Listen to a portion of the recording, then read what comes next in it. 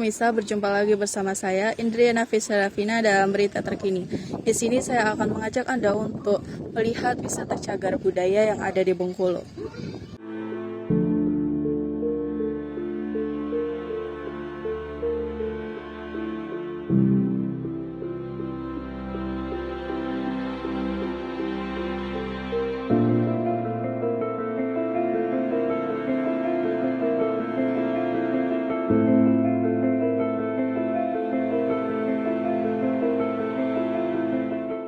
Dengan Bapak siapa namanya, Pak? Eko Pratikno.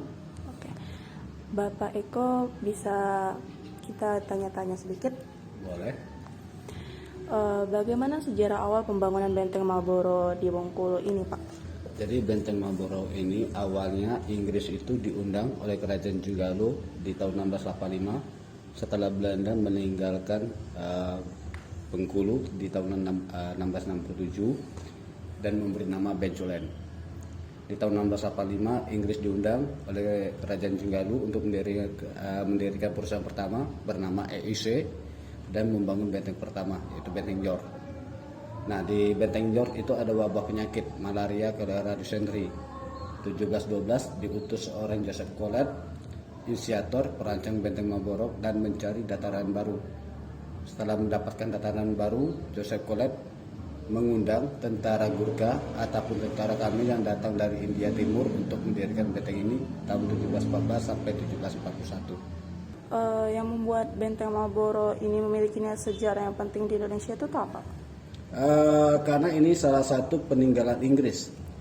Terbukti bahwasanya hanya di Bengkulu yang ada peninggalannya, yaitu benteng yang termasuk terbesar di Asia Tenggara.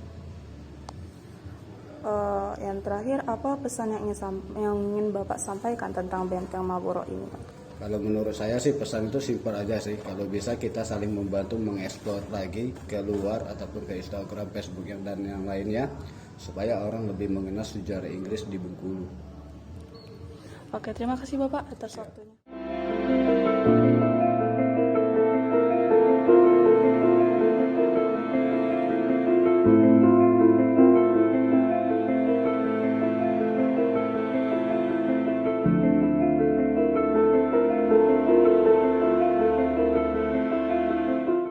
Baik pemirsa, saat ini saya sudah bersama dengan salah satu penjaga dari wisata cagar budaya Rumah Pengasingan Bung Karno yang ada di Bengkulu.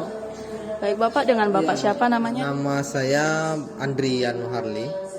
Oke Bapak Andri. Ya, Bapak Andri sudah bekerja sebagai penjaga Rumah Pengasingan Bung Karno ini sejak kapan, Pak? Kalau sejak awal tahun 2023, pertengahan tahun 2023, kira-kira udah masuk 6 bulanan. Ya. Bisa Bapak ceritakan tentang Rumah Pengasingan Bung Karno ini, Pak? Kalau sejarah singkatnya ya ini kan tempat pengasingan yang disewa pihak Belanda untuk Pak Soekarno saat dia berada di Bengkulu. Ini kan kalau sejarah singkatnya rumah ini punya apa? Saudagar Cina yang pernah bekerja atau pengelola bahan pokok kepada pihak Belanda. Nah, karena dia saling mengenal, makanya dia disewain untuk Pak Soekarno tinggalin di daerah Bengkulu. Kalau mau masuk itu bayar berapa, Pak? Kita tiap tahun atau tiap peraturan itu emang peraturan pembayaran untuk retribusi itu dari dulu untuk orang dewasa itu 5.000, untuk anak-anak itu tetap 3.000. Kalau bukanya ini Pak dari jam berapa sampai jam berapa? Kalau kita buka untuk objek wisatanya jam bukanya kita jam 8. Tutupnya biasanya kita peraturan lama kita jam 5. Tapi karena peraturan terbaru sekarang jam 4 kita udah close. Kalau hal menarik yang Bapak dapetin selama bekerja di sini itu apa, Pak? Hal menariknya ya kita kan bisa, walaupun saya sebagai penjaga ya, kita kan bisa mengingat sejarah singkatnya atau sejarah bagaimana perjuangan Pak Soekarno dulu saat menghadapi penjajah untuk melakukan tindak memerdekakan kemerdekaan Indonesia. Kalau selama Bapak bekerja di sini, kayak orang-orang besar yang udah datang ke sini tuh siapa aja, Pak? Kalau orang besar kan saya baru ya. Kalau dulu tuh sering juga banyak kata yang penjaga lama ada Pak Presiden Jokowi sudah atau para pejabat lainnya. Soalnya kita kalau sebut salah satu kan paling ada ya kayak Pak Presiden aja lah. Hambatan dan tantangan yang Bapak alami selama kerja di sini itu apa?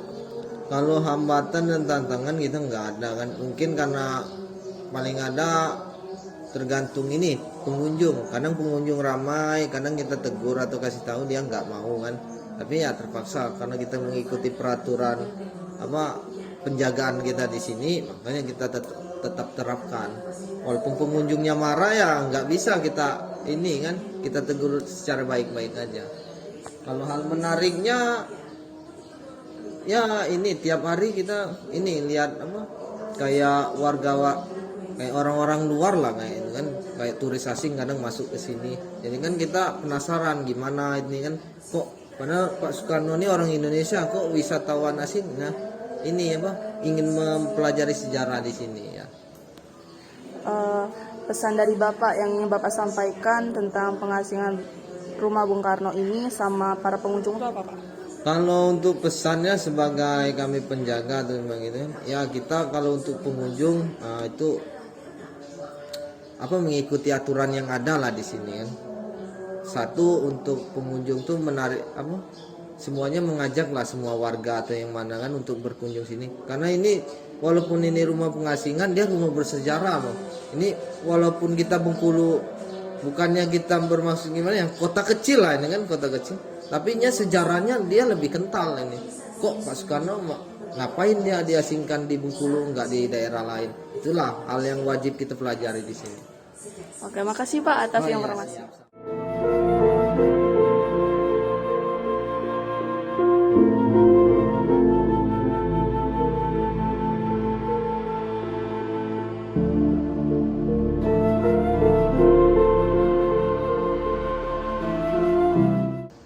Oke pemirsa, itu tadi adalah informasi yang dapat saya sampaikan mengenai tentang wisata cagar budaya yang ada di Bengkulu. Terima kasih telah menyimak berita terkini. Sampai jumpa pada informasi berikutnya.